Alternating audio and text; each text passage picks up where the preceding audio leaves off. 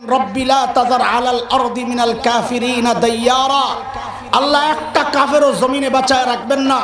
বলে রহমতের নবীর ওয়ারিসরা মূর্তি ভাঙতে যায় কেন?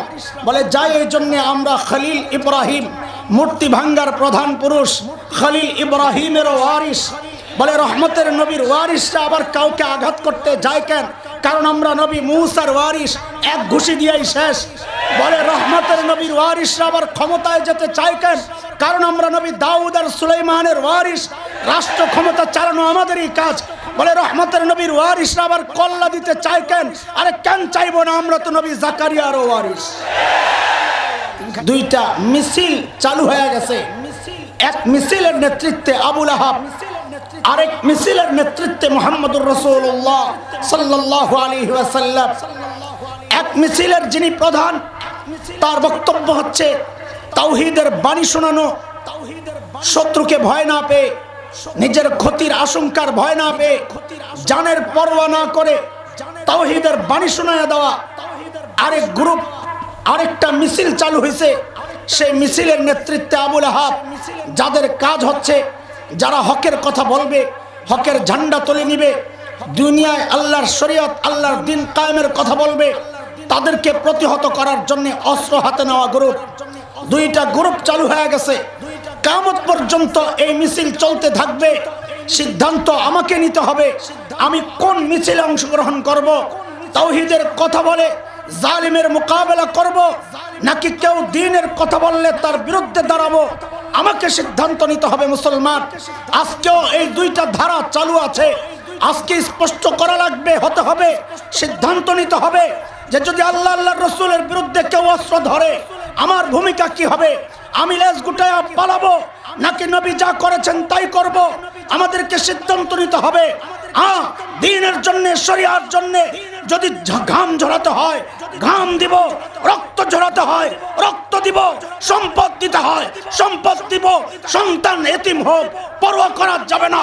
বিবি বিধবা হবে, পরোয়া করা যাবে না। আল্লাহর দ্বীন আল্লাহর জমিনে কায়েম হওয়া পর্যন্ত চলছে লড়াই, চলবে, চলছে লড়াই, চলবে।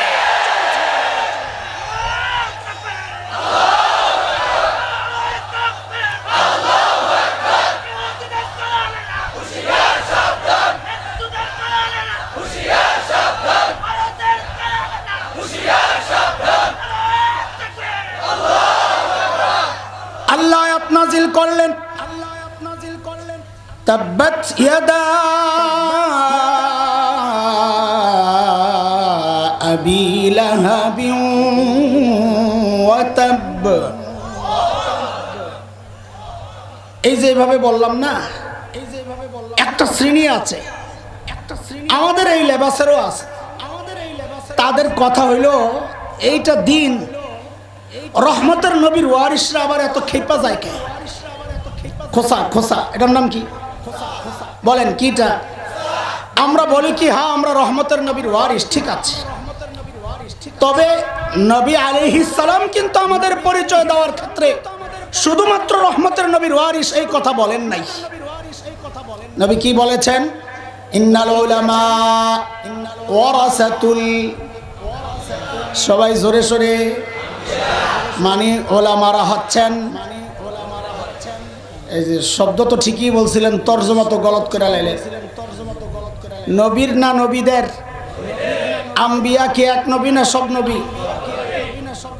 এটা তো আলেমরা বুঝবে, মাদ্রাসাওয়ালারা বুঝবে। আল আম্বিয়া, আম্বিয়া বহুবচন জমা, এর মধ্যে যখন আল লাগে আলিফ লাম, তখন ইস্তিগরাকের ফায়দা দেয়, মানে টোটাল টোটাল।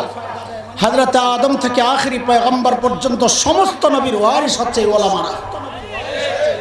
তো হযরত ইব্রাহিম আলাইহিস সালামেরও কি ওয়ারিস? কথা বলা লাগবে আমার সাথে। নূহ আলাইহিস সালামের, দাউদ আলাইহিস সালাম, সুলাইমান আলাইহিস সালাম, মুসা আলাইহিস সালাম, সব। জাকারিয়া আলাইহিস সালাম। আমার ভাই মাওলানা মামুনুল হক হাফিজাহুল্লাহকে যখন ধরা হলো এবং নিকৃষ্টতম অপবাদে তাকে যখন দোষী সাব্যস্ত করার চেষ্টা হলো, আল্লামা বাবুনগরী রাহিমাহুল্লাহ তাদের জন্য বদদোয়া করেছিলেন। তখন দেখেছি এক শ্রেণীর সুশীল মৌলবী, কি মৌলবী? ভাবলয় বাপ বলেন রহমতের নবীর ওয়ারিস আবার বদদোয়া কেন করবে? নবী যেখানে উহুদের মাঠে রক্তাক্ত হয়ে বদদোয়া করেন নাই, নবী তায়েফে রক্তাক্ত হয়ে বদদোয়া করেন নাই, তো নবীর ওয়ারিস কেন বদদোয়া করে?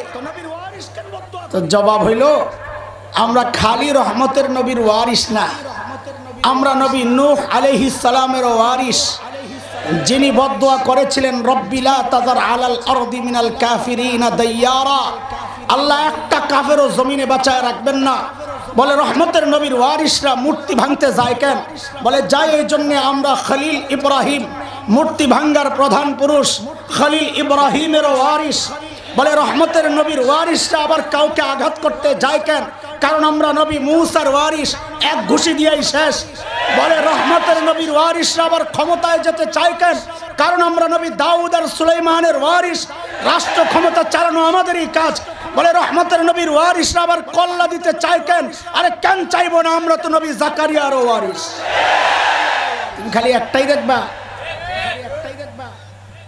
তার মানে এটা না রহমতের নবী সারা জিন্দেগি খালি দয়াই দেখাইছেন না, রহমতের নবীরও আবার মাঝে মাঝে গরমের খবর আছে। বলে কই খবর দেখান তো? দেখো